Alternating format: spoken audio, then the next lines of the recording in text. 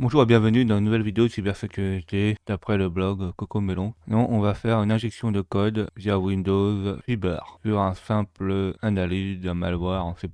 Donc bonjour à toutes les personnes passionnées dans le domaine de la sécurité. Dans cet article, on va examiner l'injection du code du processus local vers l'API Windows Fiber. Donc un fiber, c'est cette unité d'exécution qui doit être planifiée manuellement par l'application. Les fibers s'exécutent dans le contexte de thread qui les planifie. En fait, c'est quelque chose qu'un thread il va exécuter et qui est mis d'attente. Par exemple, si on a besoin d'exécuter certaines instructions dans un certain ordre et qu'on n'a pas le choix, bon, on peut utiliser les fibers. Exemple, nous allons considérer un exemple qui démontre cette technique. Tout d'abord, avant de planifier la première ou le premier fiber, appelez convert thread to fiber. Donc là, on convertit le thread en fibers pour créer une zone dans laquelle on va enregistrer l'information sur l'état d'un fiber. En fait, grâce à ceci, on pourra manipuler quand on voudra exécuter cette fonction au sein d'un thread. Donc, regardons le code source. Donc là, on voit f égale convert fibers ou nul. Donc on voit que c'est ici. Ensuite, il faut allouer, comme d'habitude, on a fait dans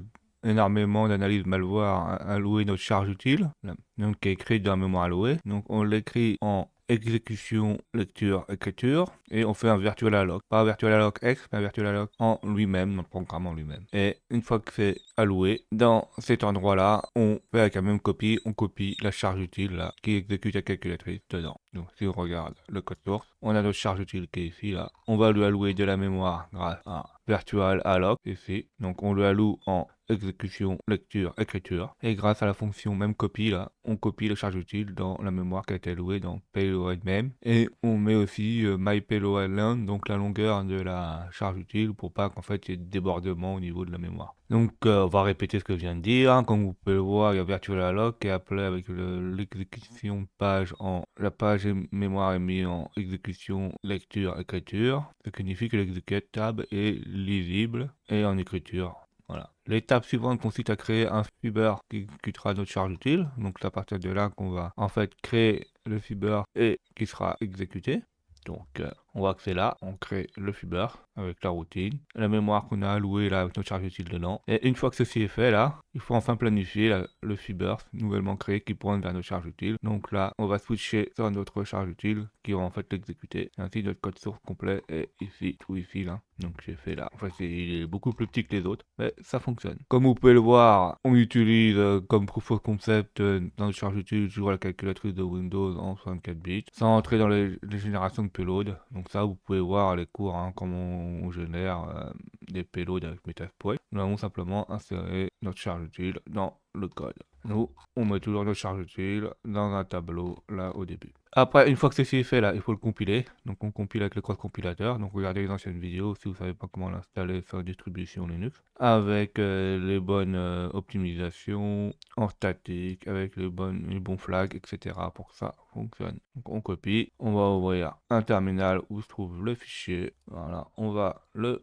compiler et on regarde qu'il y a bien hack.exe qui existe. Donc il est bien là. Et après, c'est parti, on va lancer hack.exe et on va voir si ça exécute notre charge utile. Donc on revient sur Windows. Alors lui il utilise Windows 7, moi j'utilise Windows 10, ça fonctionne aussi sur Windows 10. Donc là on a notre endroit où on a compilé. On fait F5 pour rafraîchir la page. On voit que hack.exe est apparu. On double-clique, on attend un peu et on voit que notre charge utile, notre calculatrice a été exécutée. Donc ça c'est très intéressant, on pourra planifier l'exécution. Donc en fait ça permet à un malware de lancer sa charge utile à un moment donné. Ça ne sera pas forcément au démarrage du programme, hein. Ça peut être par exemple une instruction, un déclencheur, par exemple au bout d'un certain temps. Tout ça pour essayer d'évader les solutions de contrage de logiciels malveillants ou de menaces. Donc également, on l'a exécuté sur Windows 10, donc lui il a mis une édition build 18363.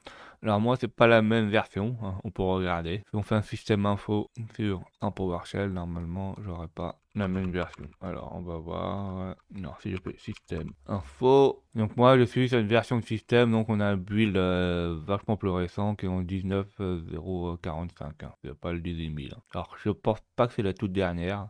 Comme j'ai désactivé les sécurités, j'ai plus une mise à jour. Mais elle est quand même assez récente. On peut essayer de télécharger notre malware sur Virus Total pour voir combien de moteurs d'antivirus détecte. Alors, nous, ce ne sera pas les mêmes informations car en fait, au fil du temps, Virus Total, le moteur des antivirus s'améliore. Donc faisons ceci, donc on ouvre notre navigateur, on ouvre Virus Total, on choisit notre fichier, alors on confirme l'upload, donc on va faire le téléversement, et on laisse Virus Total, le moteur, analyser notre fichier, pour voir si c'est malveillant ou pas. Alors on voit que ça c'est pas terrible, hein. Il y a beaucoup de moteurs antivirus qui détectent notre fichier comme malveillant, en fait c'est une technique qui est assez utilisée par le malware. Donc il faut utiliser d'autres méthodes hein, pour essayer de réduire son empreinte. Hein. Donc là, il dit qu'il a 25-67 moteurs, nous on a beaucoup plus. 38 moteurs, 169 qui le détectent. Pour les meilleurs résultats, nous pouvons combiner en fait le chiffrement de la charge utile. On avait déjà fait ça dans l'ancienne vidéo, hein. On avait fait du chiffrement AES hein, et du chiffrement ZOR pour